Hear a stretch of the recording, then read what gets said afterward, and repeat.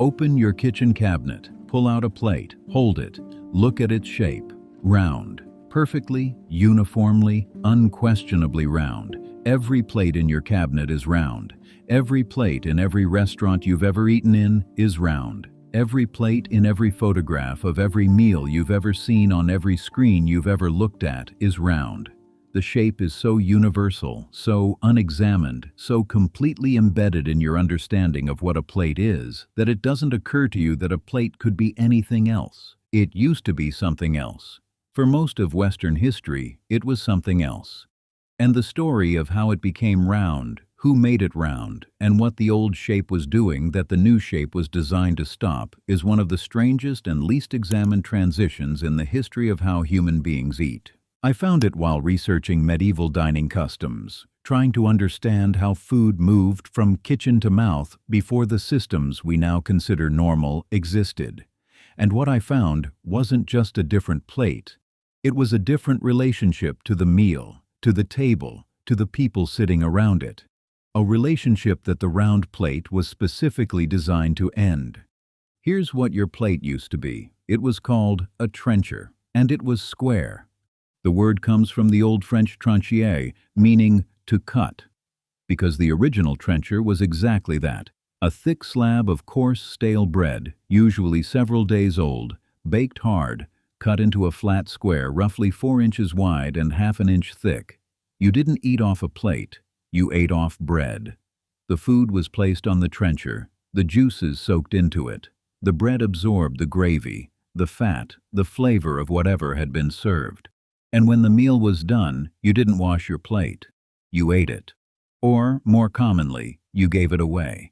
The used trencher, soaked with the juices of the meal, was collected after dining and distributed as alms to the poor. The servants received them. The dogs received them. They were handed out at the door to whoever was hungry enough to eat bread that had been sitting under someone else's food for an hour. The plate itself was food, and the act of giving it away was built into the architecture of the meal. This raises a simple but critical question. When did the plate stop being food and start being furniture? The transition began in the 15th century and was complete by the early 18th. Wooden trenchers replaced bread trenchers first. They were square or rectangular, flat, carved from a single piece of wood, sometimes with a small depression on one side for the meal and another on the reverse for a second course. You flipped your plate over between courses. In England and France, these wooden trenchers were angular, square, or rectangular. Historical records are specific about this. The German tradition favored round wooden plates earlier, but across the Channel and across the Seine, the eating surface was flat and squared. Then came pewter. Pewter plates appeared among the wealthier classes in the 13th and 14th centuries. They were still flat, still without the raised rim we now consider essential, but they introduced something that bread and wood never had: permanence. A pewter plate didn't absorb the meal. It didn't get given to the poor. It didn't decompose or get eaten by dogs. It stayed. It was washed. It was reused. It was owned. And here's where I started pulling a thread that changed everything I thought this story was about. Because the shift from disposable to permanent wasn't just a material upgrade. It was a philosophical one. The bread trencher was designed to leave the table, to be consumed, to flow downward through the social hierarchy, from the lord to the servant to the beggar at the gate. The meal didn't end when the food was eaten. It ended when the plate was given away. The act of eating was connected through the trencher to the act of giving. The pewter plate broke that connection. The plate stayed with the owner. The meal ended at the table. Nothing flowed downward. Nothing was shared after the eating was done. The plate became property. The deeper I went into this transition, the more I found that the change in material coincided with a change in shape, and the change in shape coincided with a change in how the meal itself was organized. Because here's what the square plate did that the round plate doesn't. It nested, it packed, it sat beside other square plates on a table with no wasted space. Square trenchers could be laid edge to edge across a trestle table, creating a continuous surface from which multiple people ate in close proximity. The table was a shared landscape. Your trencher touched your neighbor's trencher. The food between you was communal. You reached into shared platters, you carved from shared joints, you ate with your hands from a common surface, in physical contact with the people beside you. The round plate ended all of that. A round plate cannot be placed edge to edge without gaps. It creates space between diners. It establishes a boundary, a circle of personal territory on the table that belongs to one person and no one else. The round plate is, geometrically, an instrument of separation. It individuates the meal. It says, this food is yours. That food is theirs. The border is the rim, and nobody crosses it. As if they were following instructions they didn't fully understand. Now look at the timing, because the timing is where the pattern becomes visible. The round plate arrived in force in Europe through two channels. The first was the potter's wheel. Ceramic plates produced on a wheel are naturally round. The physics of the process, clay spinning on a central axis, produces circular forms with far less effort than angular ones. When European ceramics production expanded in the 16th and 17th centuries, round became the default because round was easiest to manufacture at scale. The second channel was porcelain. Chinese porcelain began arriving in Europe through Portuguese and Dutch trade routes in the 16th century. It was round. It was exquisite. It was the most coveted luxury good on the continent, and it was round not because the Chinese had decided round was superior, but because Chinese ceramic tradition had been wheel-based for millennia. When European manufacturers began attempting to replicate Chinese porcelain, first in Delft, then in Meissen, then across the continent, they replicated the shape along with the material. Round became synonymous with refinement. Square became synonymous with the medieval past, with peasants, with bread on a table. The evidence suggests something much larger than a manufacturing convenience, because the round plate didn't arrive alone. It arrived with the fork, with the individual knife, with the napkin, with the tablecloth, with the entire apparatus of what we now call table manners, which emerged across Europe in the 16th and 17th centuries, with a speed and a uniformity that stops looking organic and starts looking coordinated.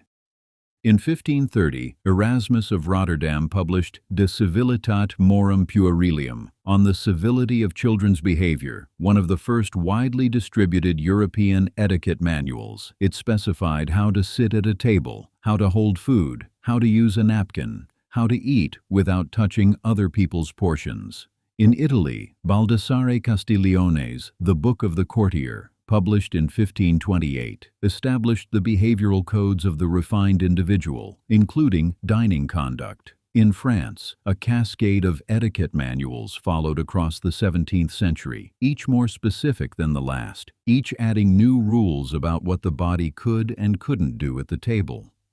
The fork, which had been used in the Byzantine Empire and in parts of Italy for centuries, was adopted across Western Europe during this same period. Catherine de' Medici is often credited with bringing it to France when she married Henry II in 1533. The fork was initially mocked. Clergy called it an affront to God, whose divine provision of fingers made artificial implements unnecessary. But within a century, the fork had become a marker of civilization. To eat with your hands, which every European had done for the entirety of recorded history, was now barbaric. Primitive, a sign that you didn't know how to eat.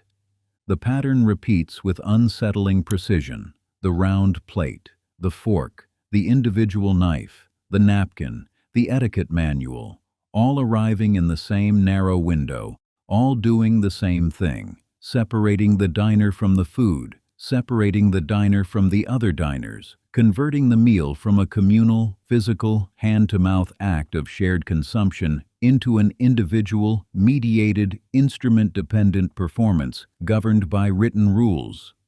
This raises a simple but critical question. Who needed the meal to be individual? I want to pause here and ask something that isn't usually asked. What did the old meal feel like? Not the food, the experience.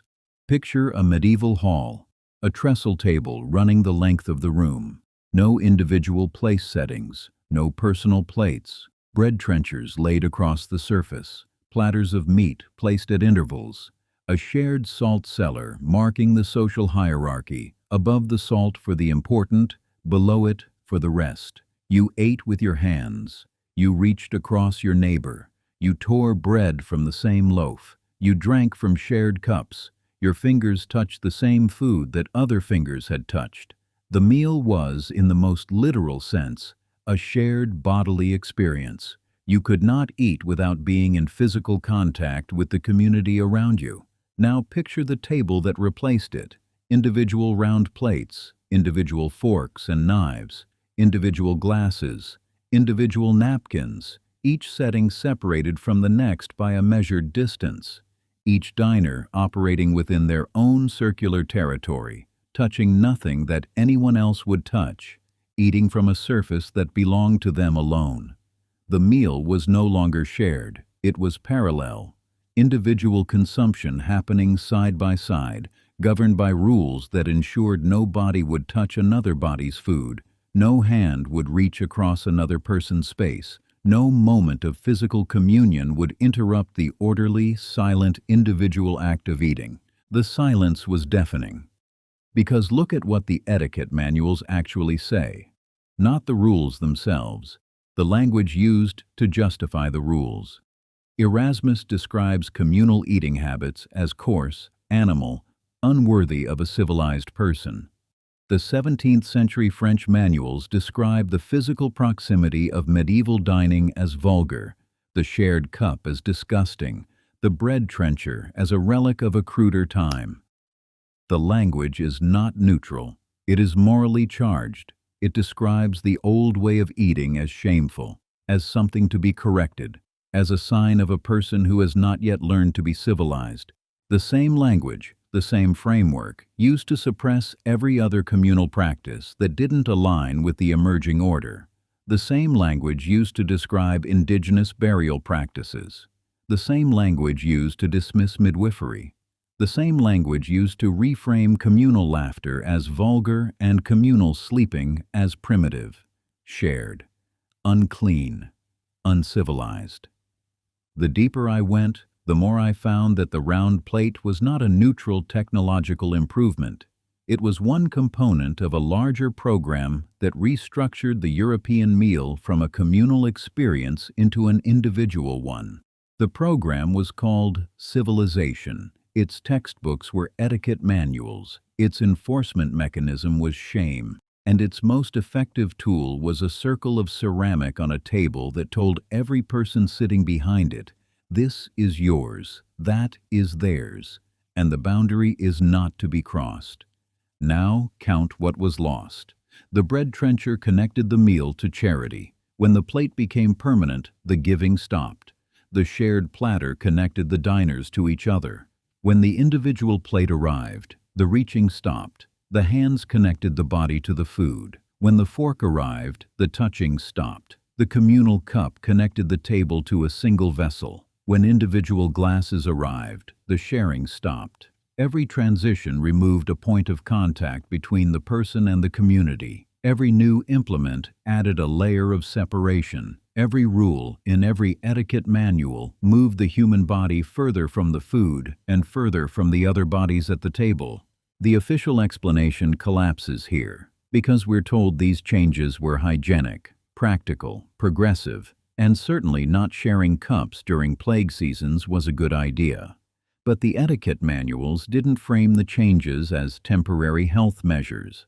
They framed them as moral advancement, as the proper way for a civilized person to eat. The hygiene may have been real. The permanence of the change was ideological. I don't have a complete theory. I have a question that multiplies the deeper I look. Why did the shape of the plate change at the exact historical moment when every other communal practice in European life was being restructured into an individual one? Why did the etiquette manuals that governed the new dining behavior use the same language of shame and civilization that was being applied to every other indigenous, communal, or traditional practice? Why did the round plate, the fork, the individual glass, and the napkin all arrive in the same narrow century? Why did a meal that had been shared for millennia become a performance of individual separation governed by written rules that the majority of the population had never asked for? And the question, underneath all the others, the one that sits on the table between your plate and the plate of the person next to you: what did the shared meal do to the people who ate it? What bond did it create? What trust did it build? What chemistry of communal eating, of hands touching the same food, of mouths sharing the same cup, of bread absorbing the gravy and then being given to someone who was hungry, was quietly, permanently, irreversibly severed when someone placed a circle of ceramic in front of you and told you it was yours? I'll leave you with this. Tonight, you'll eat dinner. You'll eat it off a round plate. You'll use a fork. You'll drink from your own glass. You'll sit behind a setting that belongs to you, separated from the person next to you by a measured distance, touching nothing they will touch, sharing nothing that was on your plate. You'll do all of this without thinking about it, because the system is so complete, so perfectly normalized, that it feels like the only way a meal has ever worked.